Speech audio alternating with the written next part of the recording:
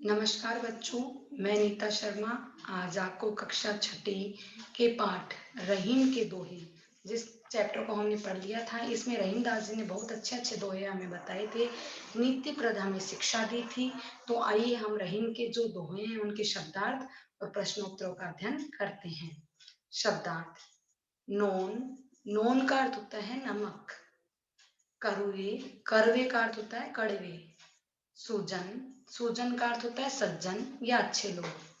पोहिए, पोहिए का अर्थ होता है पिरोना अर्थात मोती में धागा डालना। मुक्ताहार, मोतियों की माला। तरवर, पेड़। सरवर, तालाब। पर काज हित अर्थात दूसरों की भलाई के लिए। संचयी, संचय करना या इकट्ठा करना। लघु, छोटा। साधे, प्राप्त करने की कोशिश। मूलही, जड़ का। सिंचिबो अर्थात सींचना या पेड़ पौधों में पानी देना। अघाय यानी तृप्त या पेट भर जाना। निभे यानी निभना या फिर निर्वाह करना। कैर यानी केला। अंग यानी शरीर के हिस्से। अब देखिए हम पढ़ते हैं मौखिक प्रश्नोत्तर। रहीम का पूरा नाम क्या था? रहीम का पूरा नाम अब्दुल रहीम खान खाना था। रहीम का पूरा नाम क्या था? अब्दुल रहीम खान खाना। हम खीरे का सिर काटकर नमक क्यों मलते हैं? खीरा ऊपरी हिस्से में कड़वा होता है और नमक लगाकर घिसने से उसकी कड़वाहट दूर हो जाती है। नेक्स्ट देखिए, सब चीजों को एक साथ प्राप्त करने का प्रयास करने से क्या होगा? सब चीजों को एक साथ प्राप्त करने के प्रयास में हम पूरी तरह से एक भी वस्तु प्राप्त नहीं कर सकते। लघु प्रश्नोत्तर देखिए। पेड़ की जड़ में पानी देने से क्या होगा? पेड़ की जड़ में पानी देने से पेड़ फलेगा फूलेगा और सभी को तृप्त करेगा यानी सभी का पेट भरेगा। सज्जन व्यक्ति के रूठ जाने पर क्या करना चाहिए? सज्जन व्यक्ति अगर रूठ जाए तो उसे मना लेना चाहिए, चाहे हमें 100 बार मनाना पड़े, क्योंकि सज्जन व्यक्ति का साथ हमेशा लाभदायक होता है। नेक्स्ट देखिए, टूटा धागा कैसे जोड़ा जाता है? टूटे हुए धागे को जोड़ने के लिए उसमें गांठ बांधी जाती है। टूटा हुए धागे को जोड़ने के लिए उसमें क्या बांधी जाती है? गांठ बांधी जाती है। आपको बताया था मैंने ये एक दोहा कि रहीमन धागा प्रेम का मत तोड़ो चटकाए। रहीमदास जी कहते हैं कि प्रेम का धागा होता है उसको कभी भी मत तोड़ना चाहिए। टूटे से फिर ना जुड़े, जुड़े गांठ पड़ जाए। कि एक बार अगर प्रेम का धागा टूट जाता है तो फिर नहीं जुड़ता, और अगर जुड़ भी जाता है तो उसमें क्या बन जाती है? गांठ बन जाती है। संक्षिप्त प्रश्नोत्तर देखें। कड़वा बोलने वालों को सजा देने के लिए कवि ने क्या उदाहरण दिया है? कड़वा बोलने वाले को सजा देने के लिए कवि ने कहा है, जिस प्रकार खीरे की कड़वाहट दूर करने के लिए उसके सिर को काटकर नमक रगड़ा जाता है और उसकी कड़वाहट दूर हो जाती है, उसी प्रकार कड़वा बोलने वाले को सजा देकर उसकी आदत सुधारी जा सकती है। नेक्स्ट देखिए, सुई और तलवार के उदाहरण के द्वारा रहीम क्या समझाना चाहते हैं? रहीम दास जी कहते हैं कि बड़ी वस्तु को देखकर छोटी वस्तु को फेंकना नहीं चाहिए, क्योंकि जहां सुई काम आती है वहां तलवार का कोई काम नहीं होता। उसी प्रकार हमें लघु से लघु व्यक्ति से भी संबंध बनाए रखना चाहिए, क्योंकि कोई भी व्यक्ति किसी भी समय काम आ सकता है। ये सुई और तलवार वाला अपन ने कौन सा दोहा पढ़ा था? रहीमन देख बड़ेन को लघु न दीजे डारी, जहां काम आवे सुई का करे तलवारी। तो ये आपने दोहा पढ़ा था ना, तो ये दोहे में हमें यही शिक्षा दी गई थी कि हमें बड़ी चीज को प्राप्त होते ही छोटी वस्तु का त्याग नहीं करना चाहिए, क्योंकि जहाँ छोटी वस्तु काम आती है वहाँ बड़ी वस्तु काम नहीं आती।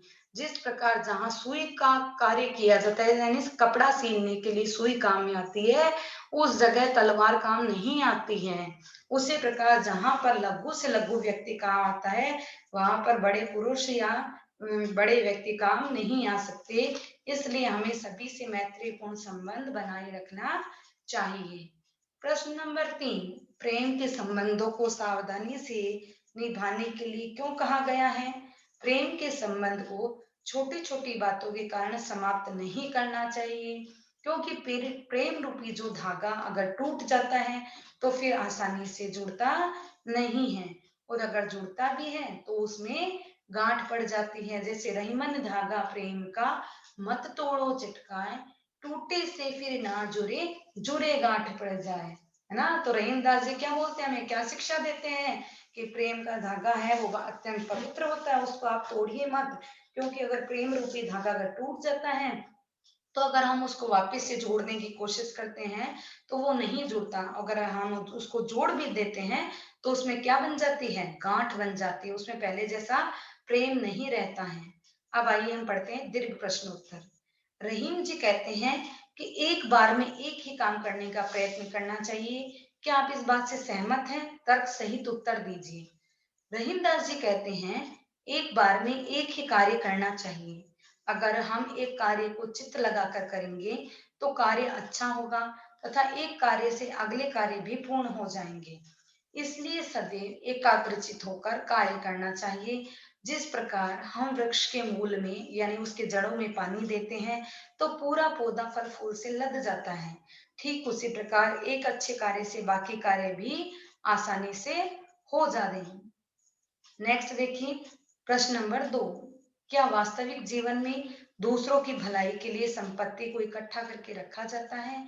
आज के युग में क्या यह संभव है? अभी के समय में आमतौर पर लोग अपने लिए करते हैं और अपने परिवार के लिए करते हैं, किंतु समाज में कई ऐसे उदाहरण भी हैं जो दूसरों की भलाई के लिए भी कार्य करते हैं, फिर चाहे वो यश प्राप्ति के लिए ही क्यों न हो। लोग अस्पताल, धर्मशाला, गरीबों के लिए खाना व कपड़ों की व्यवस्था भी करते हैं। आज के युग में भी इस तरीके के लोग हैं। मानवता आज भी कहीं न कहीं लोगों के अंदर किसी न किसी रूप में मौजूद है। तो ये थे अब हमारे प्रश्नोत्तर। अब हम देखते हैं हमारे चैप्टर के जो अभ्यास पुस्तक के प्रश्नोत्तर हैं जो लेखनी से संबंधित हैं। देखिए, रिक्त स्थान भरकर दोहे की पंक्ति पूरी कीजिए। रहीमन फिरी फिरी पोइए, टूटे मुक्ता हार, जहां काम आवे सुई, का करे तलवारी, तोरे से फिर ना जुरे, जुरे गांठ पड़ जाए, वे डोलत रस आपने, वाके फाटत अंग। अब देखिए, नीचे दी गई दोहे को पढ़कर प्रश्नों के उत्तर हमें देना है। तो कह रहीम कैसे निभे, कैर बैर को संग, वे डोलत रस आपने, वाके फाटत अंग। रहीम दास जी कहते हैं कि कैर यानी केले का और बैर यानी बैर का पेड़ का साथ है वो कभी भी नहीं निभ सकता है, अर्थात जो दुष्ट व्यक्ति है वो अच्छे व्यक्तियों के साथ कभी भी नहीं निभ सकते। वे डोलत रस आपने, अर्थात बैर का पेड़ होता है, जब उस पे बड़े बड़े कांटे लग जाते हैं तो वह अपने आनंद में, जब हवा चलती है तो अपने आनंद में जोर जोर से हिलता है। वह अपने पास में लगे केर यानी केले के पेड़ की परवाह नहीं करता, चिंता नहीं करता, और केले के जो पत्ते हैं वो बड़े ही कोमल होते हैं। तो बैर के जो कांटे होते हैं उनकी वजह से जो केले के अंग है अर्थात पत्ते हैं वो क्षत विक्षत हो जाते हैं, यानी फट जाते हैं। तो देखिए, केला और बेर के पेड़ों की क्या विशेषता है। केले का जो वृक्ष होता है वो सीधे सरल सा भाव का होता है, कोमल होता है, जबकि बैर का जो पेड़ होता है वो दुष्ट प्रवृत्ति का होता है, उस पर बहुत सारे कांटे लगे होते हैं। नेक्स्ट देखिए, कौन अपने रस में डोलता है और किसके अंग फटते हैं।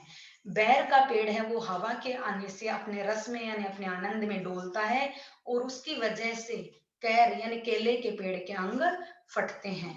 इस दोहे के द्वारा रहीमदास जी क्या कहना चाहते हैं।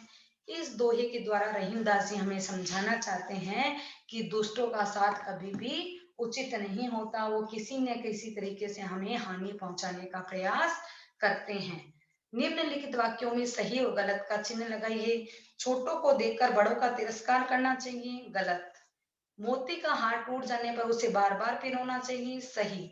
धागा टूट जाने पर अच्छी तरह जुड़ जाता है, नहीं, क्योंकि उसमें क्या पड़ जाती है, गांठ। केला और बेर का पेड़ साथ साथ लगाना चाहिए, नहीं।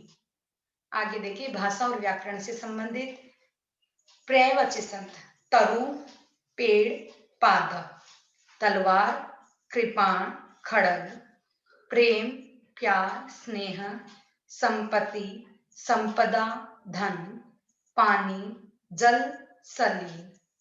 अब ये देखिए कुछ ब्रज भाषा के शब्द हैं, तो इनको हिंदी रूप में हमें लिखना है। मलियत यानी मलिए, डारी अर्थात डालकर, कही कहकर, पियही पीते हैं, वाके उसके, जूरे यानी जुड़ने से, तोरे अर्थात तोड़ने से, चाहियत यानी चाहिए, सजाए सजा, फूले फले यानी फूलता है फलता है। अब देखिए कुछ लोकोक्तियां हमें यहाँ दी गई हैं, इनको अपने वाक्य में हमें प्रयोग करना है। जहां काम आवे सुई कहा करे तलवारी, जहां पर छोटी वस्तु की आवश्यकता है वहां बड़ी बड़ी चीज बेकार है। हर व्यक्ति व वस्तु अपना महत्व रखती है। एक के साधे सब सदे, सब साधे सब जाए। किसी एक कार्य को पूरा करने का प्रयत्न करना चाहिए। एक अच्छे कार्य से बाकी कार्य भी सफल होते हैं। जैसी करनी वैसी भरनी, हमें सदैव हमारे कार्य के अनुसार ही फल प्राप्त होता है। ऊंची दुकान फीके पकवान, किसी चीज या व्यक्ति का नाम तो बहुत होना पर उसके अनुरूप उसमें गुण नहीं होना। जिसकी लाठी उसकी भैंस, जिसके पास शक्ति होती है वही वस्तु या अधिकार प्राप्त करता है। अब कुछ शब्द हैं, इनके विलोम हमें लिखना है। सिर, पैर, प्रेम, घृणा, हित, अहित, लघु, दीर्घ।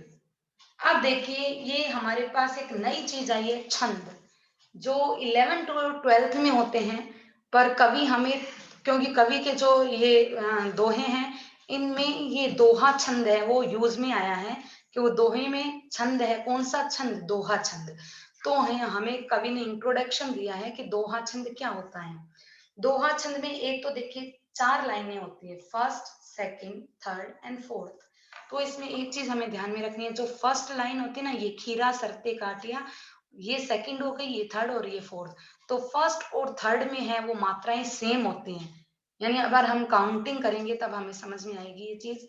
सेकंड और फोर्थ में मात्रा सेम होती है। जो फर्स्ट और थर्ड होता है उसमें 13 मात्राएं होती हैं। जो दूसरा और चौथा जो चरण होता है उसमें 11 मात्राएं होती हैं।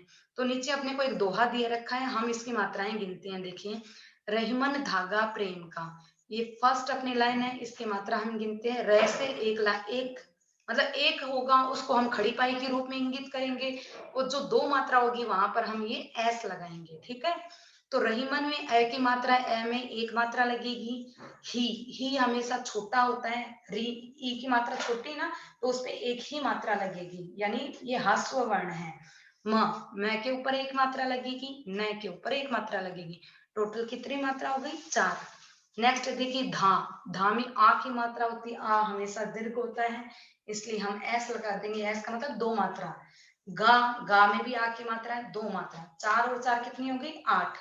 आगे देखिए, प्रे, ए की मात्रा हमेशा दीर्घ होती है, तो यहाँ भी 2 लगा देंगे। मैं में हमेशा 1 लगेगा। नेक्स्ट देखिए, का में किसकी मात्रा है, आ, तो यहाँ भी 2 लगेगा। 4 4 8, 8 और 3 11, और ये 2 13। तो इसी तरीके से हम थर्ड देखते हैं, सेकंड और फोर्थ की सेम होगी तो हम वो देखेंगे। पहले ये देखते हैं, तो में ओ की मात्रा है तो 2 मात्रा लगेगी। रे में 2 मात्रा लगेगी, 2 2 4। से में फिर 2 मात्रा लगेगी, 6। फी, ई की मात्रा छोटी की 1 लगेगी। रे छोटी की मात्रा, सॉरी, रे में ए की मात्रा 1 लगेगा। 2 2 4 2 6 2 8, 8 हो गए। ना में कितनी आ की मात्रा है तो 2 लगेगी। 8 और 2 10, 10, और इसमें हमारे पास 3 है, क्योंकि जू में छोटा ऊ की मात्रा है तो 1 लगेगी, और रे में 2 लगेगी क्योंकि आई की मात्रा है। तो 10 और 3 13, इसमें भी 13, इसमें भी 13, तो फर्स्ट और थर्ड में 13। अब आते हैं सेकंड और फोर्थ में। मैं में किसका स्वर है? ए का, तो एक मात्रा। तय में किसका स्वर है? ए का, तो एक मात्रा। एक और एक दो। तो में दो मात्रा, रो में दो मात्रा, दो दो चार, चार और दो 6। आगे देखिए चटकाए में च के ऊपर एक मात्रा, ट के ऊपर एक मात्रा, आ के ऊपर दो मात्रा और य के ऊपर एक मात्रा। 4 और 2 6, 7 8 9 10 और 11। अब देखिए जू के ऊपर एक मात्रा, रे के ऊपर दो मात्रा, गा, तो गा के ऊपर दो मात्रा, ठ के ऊपर एक मात्रा, पै के ऊपर एक मात्रा, छोटी ई दे रखी है एक मात्रा, जा के ऊपर दो मात्रा और य के ऊपर एक मात्रा। 1 2 3 4 5 6 7 8 9 10 11। तो इसमें 11, इसमें 11, इसमें 13, इसमें 13। आया समझ में? यानी जो सम है ना, सम 2 और 4 क्या होते हैं? इवन नंबर होते हैं। तो इवन नंबर होते हैं ना, उनके ऊपर तो अपने लगेगी 11 11 मात्रा, और ओड नंबर है जो उन पे लगेगी 13 13 मात्रा। तो इस प्रकार ये दोहा छंद हमारा कंप्लीट होता है। भाषा और व्याकरण से संबंधित प्रश्नोत्तर भी हमने पढ़ लिए। उम्मीद करती हूँ कि सबको अच्छे से समझ में आया होगा। प्रश्नोत्तर को याद कीजिए कक्षा टेस्ट के लिए। धन्यवाद।